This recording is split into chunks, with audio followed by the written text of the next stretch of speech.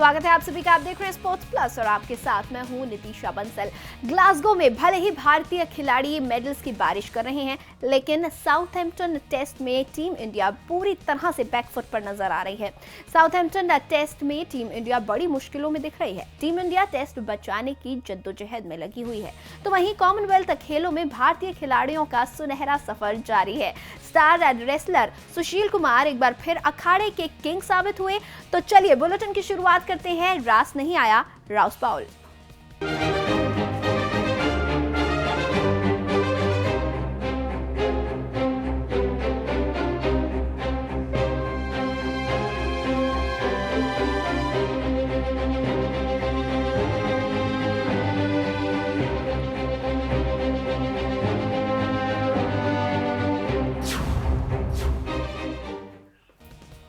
Southampton में खेले जा रहे तीसरे टेस्ट मैच के चौथे दिन शुरुआती आधे घंटे में के खेल में ही भारत की पहली पारी में 7 रन और जोड़कर आउट हो गई। टीम 330 रन बनाकर ऑल आउट हो गई। हालांकि इंग्लैंड ने भारत को फॉलो ऑन नहीं खिलाया और इंग्लैंड टीम खुद बल्लेबाजी के लिए उतरी। हालांकि इंग्लैंड की शुरुआत अच्छी नहीं रही और ओपनर सैम रॉबसन 13 रन बनाकर चलते बने। रॉबसन को भुवी ने आउट किया।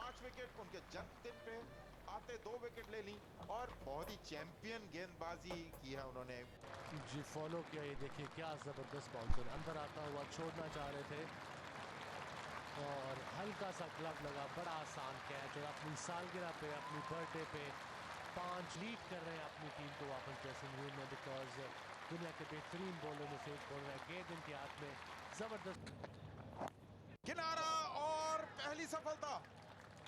शिखर धवन ने ये कैच लिया। काफी खराब प्रदर्शन रहा। बल्लेबाजों ने पूरी तरीके से टीम की लुटिया डुबो दी है। जिस तरीके से अगर खेल की हम बात करें तो तीसरे टेस्ट मैच के चौथे दिन शुरुआती आधे घंटे के खेल में ही भारत की पहली पारी में 7 रन और जोड़कर आउट हो गए थे और टीम 330 रन बनाकर ऑल आउट हो गई थी। हालांकि इंग्लैंड ने भारत को फॉलो ऑन नहीं खिलाया और इंग्लैंड टीम खुद बल्लेबाजी के लिए उतरी। हालांकि इंग्लैंड की शुरुआत अच्छी नहीं रही और ओपनर सैम रॉबसन 13 रन बनाकर चलते बने। रॉबसन को भुवी ने आउट किया। तो रोस बाउल रास नहीं आ रहा। तीसरे टेस्ट का ये चौथा दिन था। टीम इंडिया 330 रन बनाकर ऑल आउट हो गई। इसके बाद इंग्लैंड बल्लेबाजी के लिए उतरी और इस बीच आपको बता दें कि 5 विकेट अकेले एंडरसन ने चटकाए थे भारतीय बल्लेबाजों के।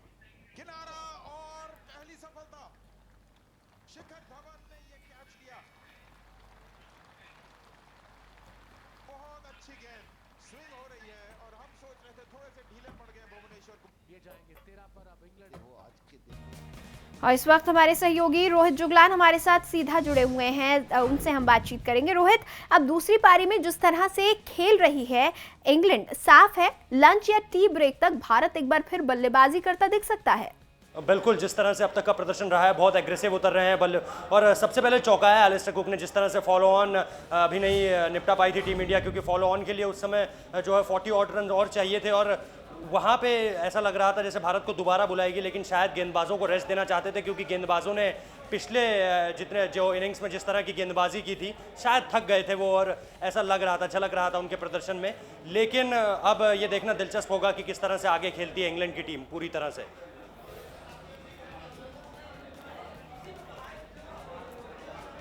और रोहित, आप हमारे साथ बने रहे। इस वक्त हमारे साथ पूर्व क्रिकेटर सैयद किरमानी जुड़ चुके हैं। बहुत बहुत स्वागत है आपका समाचार प्लस पर।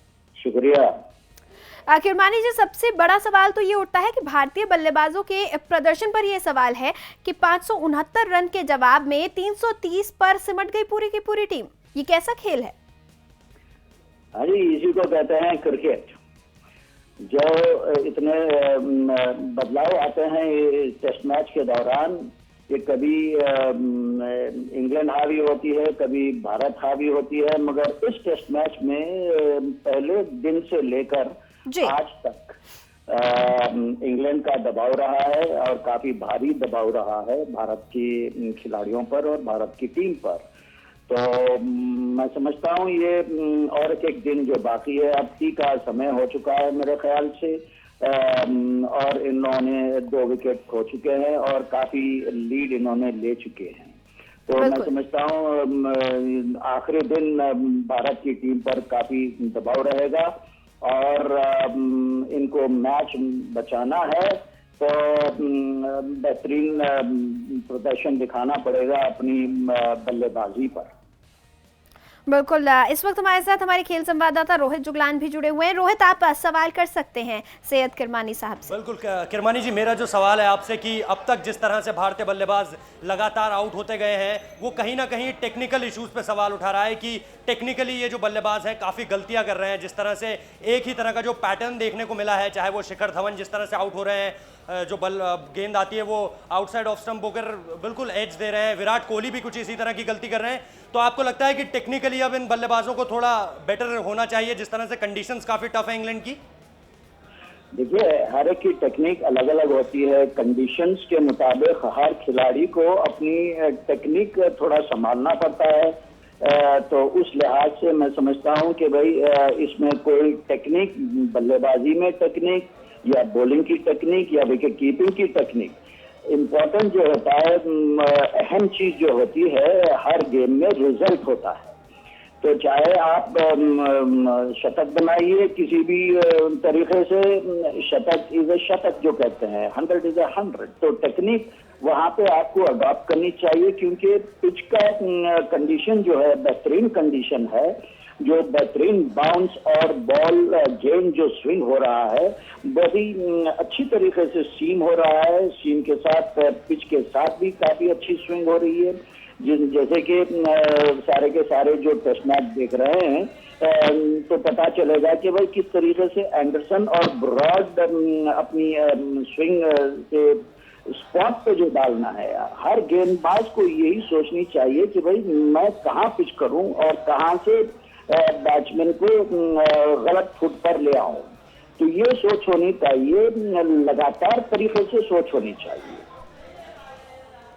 जी। तो ये नहीं हो रहा है हमारे गेंदबाजों से भी, और बल्लेबाज भी हमारे जो है ज्यादा टेक्निक इस्तेमाल नहीं कर रहे, of the bat play down हो जा रहे हैं, बैट हैंग कर रहे हैं बाहर। और इनके इनको जो सहूलतें आजकल जो मौजूद हैं इनके पास, वीडियो एनालिस्ट जो बैठा है इनके पास, तो वो पूरा मैच रिकॉर्डिंग करता है, हर रोज का मैच रिकॉर्डिंग करता है। और ये सारी की सारी टीम बैठ के शाम में टीम मीटिंग में पूरा वीडियो देखते हैं कि भाई कैसे गलती किया मैंने, कैसे आउट हुआ और इस वजह से आउट हुआ, कौन सी मेरी तकनीक थी। ये सब इतनी इंफॉर्मेशन और टेक्नोलॉजी की सहायता रखते हुए भी ये लोग अपने आप को सही तरीके से अप्लाई नहीं कर रहे हैं।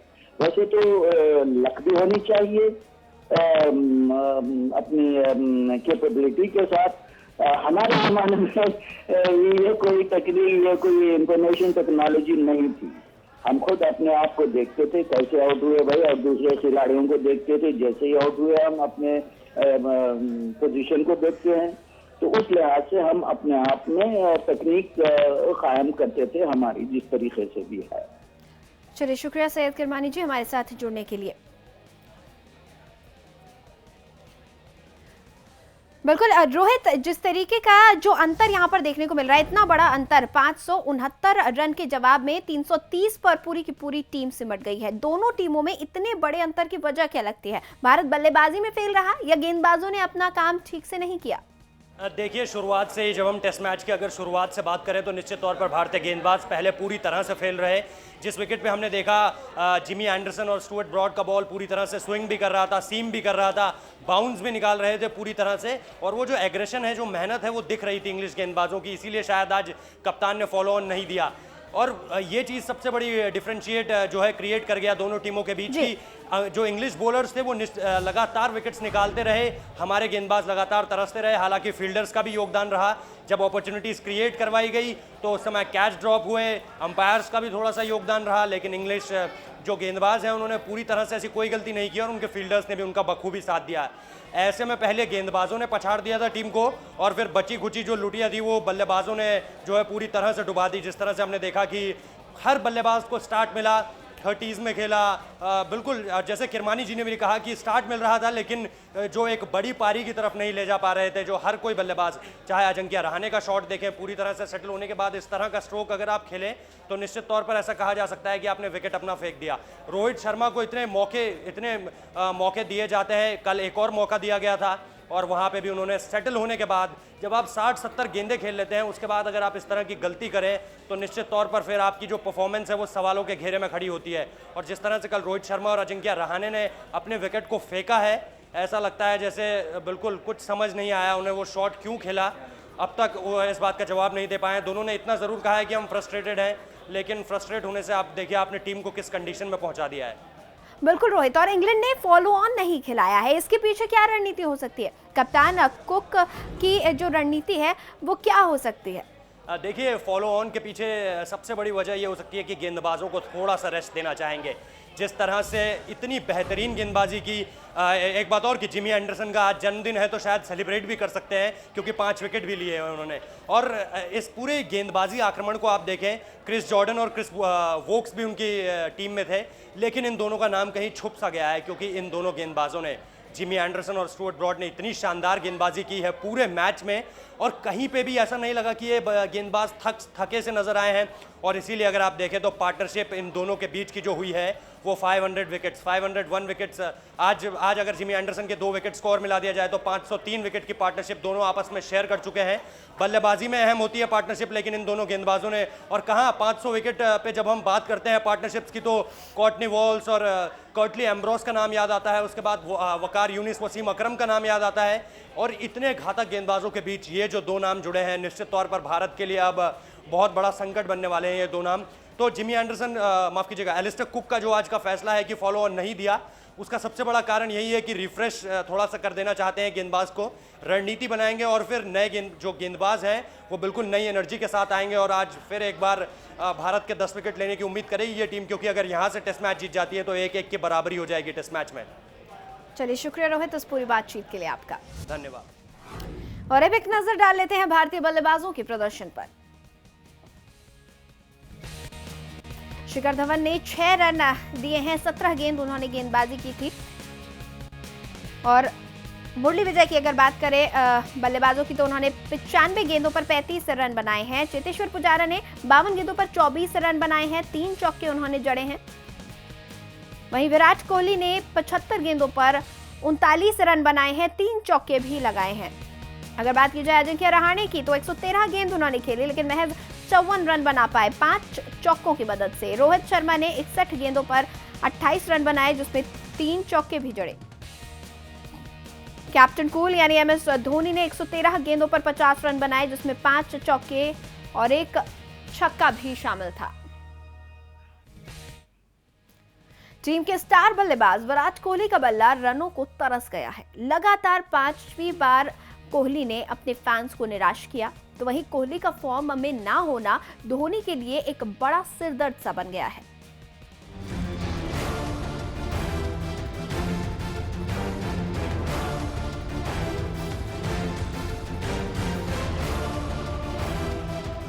साउथहैम्पटन टेस्ट में एक बार फिर विराट कोहली ने सभी को निराश किया और विराट महज 39 रन बनाकर पवेलियन लौट गए।